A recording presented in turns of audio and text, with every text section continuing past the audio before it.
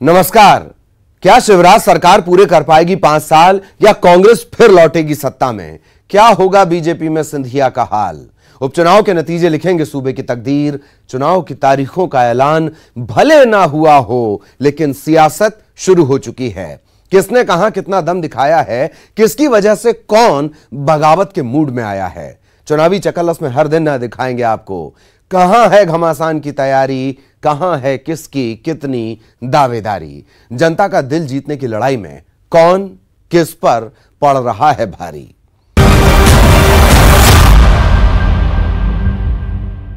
इस्तीफों की बाढ़, कांग्रेस का बुरा हाल। एक के बाद एक हो रहे इस्तीफों ने कांग्रेस की नींद उड़ाकर रख दी है। कांग्रेस में आलम कुछ ऐसा नजर आता है, दौड़ा दौड़ा भागा भागा सा।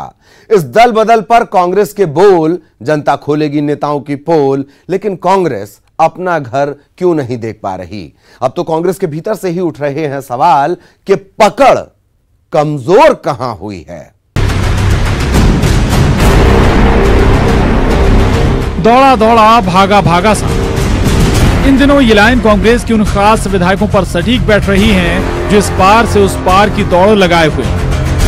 15 दिनों में तीसरे विधायक हैं ये नारायण पटेल, जो कांग्रेस को ये भरोसा देते हुए भी दौड़ गए कि नहीं, मैं कहीं नहीं जा रहा। इधर सोशल मीडिया पर कहा अफवाहों पर ध्यान ना दे, कांग्रेस भरोसे में ही रह गई। और इधर नारायण पटेल का नेटवर्क बीजेपी से जुड़ गया। को नगर पंचायत का दर्जा चाहिए, सामने उसकी भी स्वीकृति देगी। बगैर मेरे कम से कम 300-400 करोड़ के काम आदरणीय मुख्यमंत्री जी को मैंने पेश की, तो उन्होंने कहा आपको चिंता करने की जरूरत नहीं। मेरा ये कहना है आदरणीय चौहान साहब कि आशीर्वाद मेरे जनता पे चाहिए और मैं विश्वास दिलाता हूँ कि मैं विधानसभा क्षेत्र हमारे जिले के संगठन के जितने भी पदाधिकारी हैं उनको भी मैं धन्यवाद दूंगा। नारायण पटेल के बाद अब कांग्रेस के भीतर से ही उठने लगी हैं आवाजें। लक्ष्मण सिंह के ट्वीट पर गौर कीजिए। लक्ष्मण सिंह इशारा भी कर रहे हैं कि ये पार्टी के लिए चिंता की बात है। हालांकि कांग्रेस फिर भी उम्मीद जता रही है कि जनता के बीच जाने की देर है। पब्लिक सारे तमाशे देख रही है। कर्नाटक का उदाहरण हमारे पास है, मध्य प्रदेश में चल रहा है, आप देख रहे हैं। राजस्थान की स्थिति आपके पास हमारे सामने, मणिपुर हो चाहे और जहां और स्पेशली जहां कांग्रेस की सरकार है। मध्य प्रदेश में 2018 के चुनाव में जनता ने हमको मैंडेट दिया। जनता के मैंडेट में हम लोग चुनकर आए। एक स्थिर सरकार कमलनाथ जी नेतृत्व में हमने बनाई और हम उनके नेतृत्व में प्रदेश के विकास के लिए आगे बढ़ रहे थे। जो वचन हमने जनता को दिए उसको पूर्ण करने का काम हमारी सरकार कर रही थी, चाहे वो किसानों को कर्ज माफी की बात हो, चाहे हमारे दलित आदिवासी भाइयों को आगे बढ़ाने की बात। सर, कारण क्या है कि जो कांग्रेस विधायक दल बदल कर अब बड़े पैमाने पर हॉर्स ट्रेडिंग देश प्रदेश में हो रही है और खरीद फरोख्त चरम पर है। आप देख रहे हैं 2 लोग गए हैं, क्यों गए आपको भी पता है। लेकिन मैं आपको कह देना चाहता हूँ और आश्वस्त भी करना चाहता हूँ कि जहाँ जहाँ भी अगले उपचुनाव होने वाले हैं उस क्षेत्र, क्योंकि मैं क्षेत्र में जाकर मैं लोगों से मिला हूँ, उस क्षेत्र की जनता उस विधायक को जिसको चुनकर मध्य प्रदेश की विधानसभा में भेजा और इस काम के लिए भेजा कि क्षेत्र के विकास की बात करेगा, उसी ने उसके साथ धोखा। कांग्रेस विधायकों की बीजेपी की तरफ दौड़ कांग्रेस के सामने केवल उपचुनाव और नए उम्मीदवार की तलाश की चुनौती भर नहीं है। ये कांग्रेस के लिए बड़ी चिंता भी है कि संगठन कमजोर पड़ रहा है और संगठन की अपने ही विधायकों पर पकड़ भी कमजोर है। जब नारायण त्रिपाठी और शरद कोल को बगल में बिठा के प्रेस कॉन्फ्रेंस की, तब लोकतंत्र मजबूत हो रहा था। अब लोकतंत्र कमजोर हो रहा है। अरे आपके नेतृत्व में विश्वास नहीं है लोगों को। अच्छा ये होगा कि अब आप नए लोगों को आने में आप प्रस्थान करें। लक्ष्मण सिंह हैं दिग्विजय सिंह जी के भाई, तो वो कह रहे हैं कि पहले जो विधायक गए उनके बारे में ये कहा गया कि ये फलाने गुट के हैं, ये फलाने गुट के हैं। अब नारायण पटेल चले गए हैं तो वो किस गुट के हैं ये तो सोचना चाहिए दिग्विजय कमलनाथ को और कांग्रेस पार्टी को कि ये तो किसी गुट के नहीं थे। पर ये सोचेंगे नहीं ना, इनका ध्यान इसी पे रहता है कि जो भी पद आए वो एक ही व्यक्ति पे आए। परंपरा क्योंकि दिल्ली में ऐसी है, वहाँ परिवारवाद है तो यहाँ भी परिवारवाद है। तो अभी सर 27 हुए हैं और कितने और उपचुनाव के लिए सीटें लॉकडाउन जो सीटें हैं उपचुनाव की उनमें कितने पे होगा? इब्तदाई कहर होता है क्या, आगे आगे देखिए होता है। भोपाल में अनुराग श्रीवास्तव और शरद श्रीवास्तव के साथ bureau report, news 18, Madhya Pradesh, Chhattisgarh.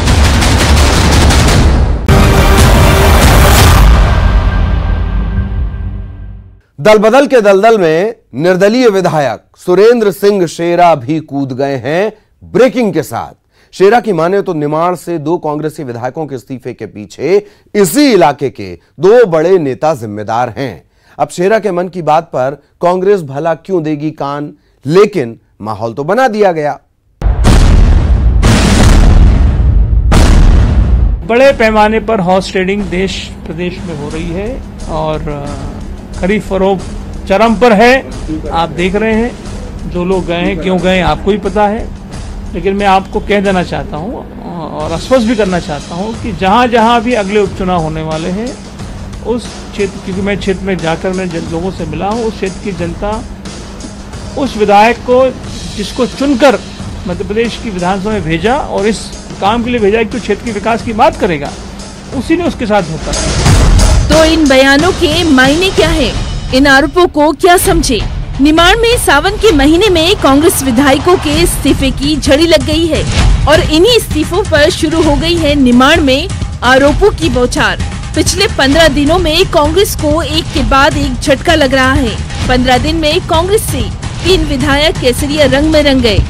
इन्हीं इस्तीफों पर अब सियासत शुरू हो गई है, जहां निमाड़ में महज 7 दिन में 2 कांग्रेसी बीजेपी के हो गए।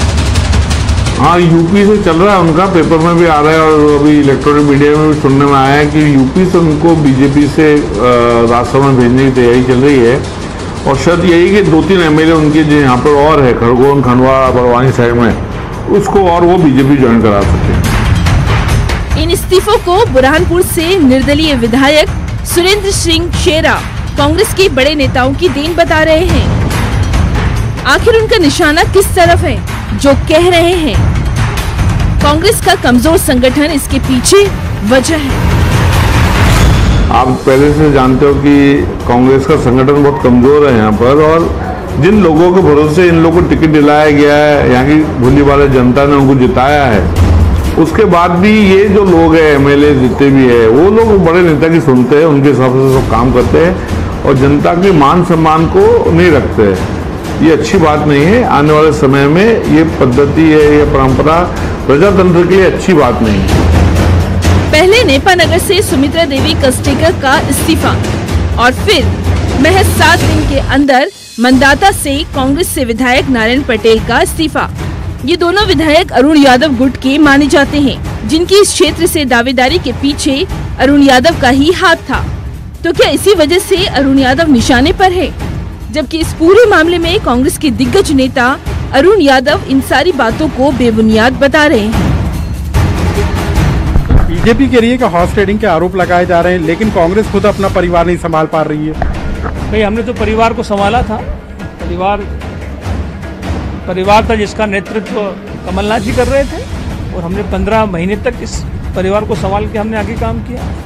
तो जो गए हैं, कर्नाटक में भी हुआ, आप देख रहे हैं, राजस्थान में करने की कोशिश की जा रही है, मध्य प्रदेश में तो कर ही दी उन्होंने कोशिश। ये इसका तो सवाल भी आपके, जवाब भी आपके। क्या इन बयान और आरोपों से कांग्रेस में अंतर्कलह हो जाएगी? दरअसल अरुण यादव कांग्रेस से अध्यक्ष बनने का ख्वाब सजा रहे थे, लेकिन उनके हाथ से बाजी निकल गई। कमलनाथ के सिर अध्यक्ष का सेहरा सजा और फिर वो सीएम बने।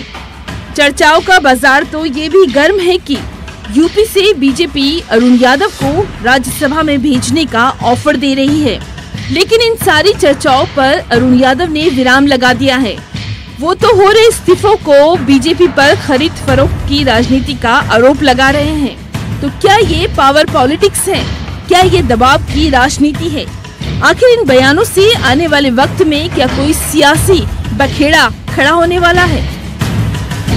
मध्य प्रदेश में चल रहा है, आप देख रहे हैं। राजस्थान की स्थिति आपके पास हमारे सामने, मणिपुर हो चाहे और जहाँ और स्पेशली जहाँ कांग्रेस की सरकार है। मध्य प्रदेश में 2018 के चुनाव में जनता ने हमको मैंडेट किया। जनता के मैंडेट पे हम लोग चुन कर आए।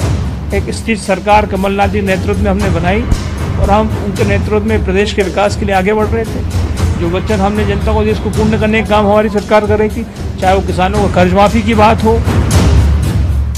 कांग्रेस के लक्ष्मण सिंह ने ट्वीट कर कांग्रेस के संगठन पर ही सवाल खड़े कर दिए। तो सबसे बड़ा सवाल, कांग्रेस में आखिर दल बदल के पीछे राजनीति क्या है? और सवाल है कि आखिर और कितने इस्तीफे? बुरहानपुर से शारिक अख्तर और भोपाल से अनुराग श्रीवास्तव के साथ bureau report, news 18 Madhya Pradesh Chhattisgarh.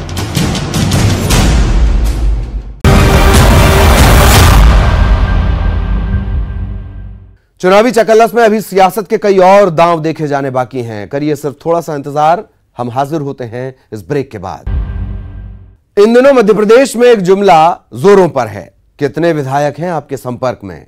Congress छोड़कर बीजेपी में शामिल हुए नागरिक आपूर्ति निगम के अध्यक्ष प्रद्युम्न लोधी का यह दावा है कि उनके संपर्क में अभी कांग्रेस के कई विधायक हैं।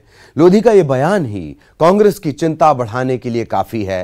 लेकिन कांग्रेस कह रही है पार्टी में सब ठीक ठाक है, बैरिकेडिंग मजबूत है, अब कोई विधायक बाड़ तोड़ कर नहीं जाएगा।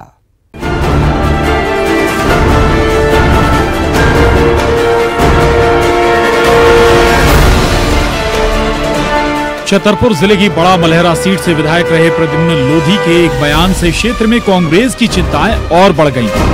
कांग्रेस छोड़ बीजेपी में आते ही प्रद्युम्न सिंह लोधी नागरिक आपूर्ति निगम के अध्यक्ष बन गए। अब उनका दावा है कांग्रेस के कई विधायक उनके संपर्क में हैं। एक के बाद एक कांग्रेस छोड़ते विधायकों के बाद इस बयान में दम भी नजर आता है। सो कांग्रेस भी अपनी फील्डिंग में जुटी है ताकि कांग्रेस विधायकों की कम होती संख्या को थामा जा सके। बहरहाल कांग्रेसी विधायकों से संपर्क के साथ साथ प्रद्युम्न कहते हैं वो किसी सत्ता लाभ के लिए बीजेपी में नहीं आए।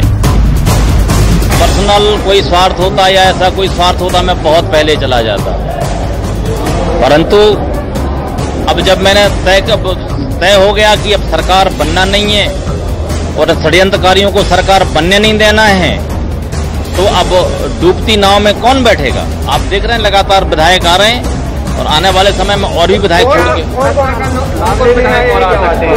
सत्ता का लाभ लेने आए। सत्ता का मैं कोई लाभ लेने मैं नहीं आया। मुझे सत्ता का मैं ना कोई ठेकेदार हूँ, ना मैं कोई ठेकेदारी करने आया हूँ, ना मैं कोई धंधा करने आया हूँ, ना मैं कोई अपने भाई भतीजों को किसी प्रकार का लाभ देने आया हूँ।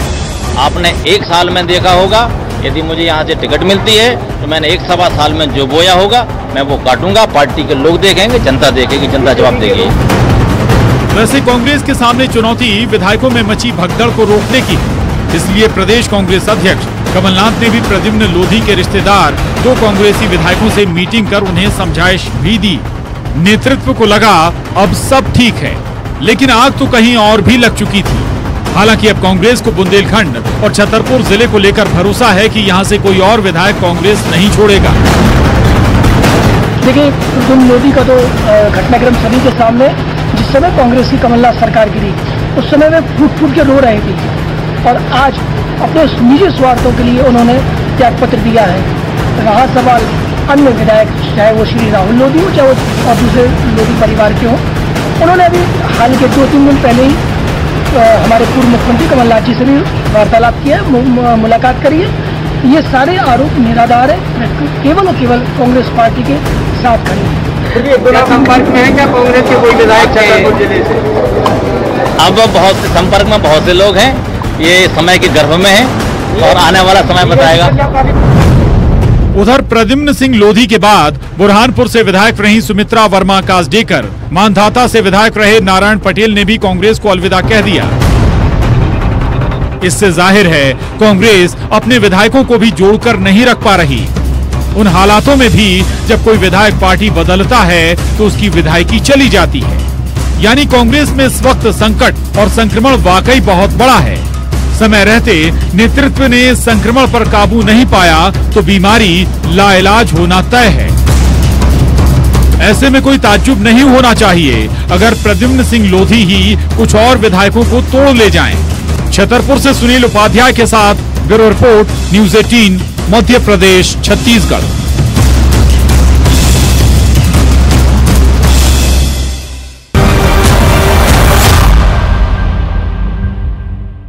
दो 2018 का सवर्ण आंदोलन क्या ग्वालियर चंबल की 16 सीटों पर फिर नजर आएगा?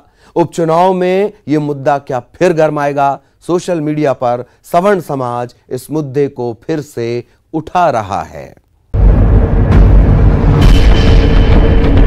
क्या सवर्ण आरक्षण का मुद्दा फिर से मध्य प्रदेश की सियासत में जोर पकड़ सकता है? ग्वालियर चंबल में क्या माई के लाल का मुद्दा फिर गरमाने लगा है? क्या फिर से उठने लगा है सवर्णों को आर्थिक आधार पर आरक्षण देने का मुद्दा? सोशल मीडिया में इन दिनों ग्वालियर चंबल की सियासत में सवर्ण समाज एक्टिव नजर आ रहा है, जहां ऐसे ही माई के लाल के मुद्दे को फिर जिंदा किया जा रहा है, जहां सोशल मीडिया को हथियार बनाकर सवर्ण समाज बीजेपी पर निशाना साध रहा है। उसको लेकर बहुत बड़ा आंदोलन हुआ था, सत्ता परिवर्तन भी हुआ था, समीकरण आज वही है, लेकिन स्थिति वही की वही है, स्थिति में कोई बदलाव नहीं आया है।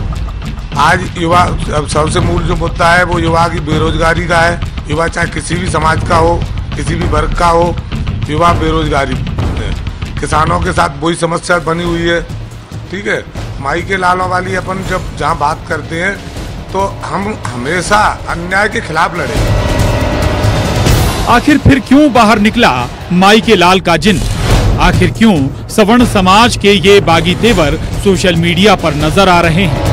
क्या सवर्ण समाज के आरक्षण की मांग इस उपचुनाव में भी कोई गुल खिला सकती है? ग्वालियर चंबल में सवर्ण आरक्षण के मुद्दे की क्या फिर बिसात बिछ गई है? जाहिर सी बात है, उपचुनाव की 27 सीटों पर ग्वालियर चंबल की सबसे ज्यादा 16 सीट हैं।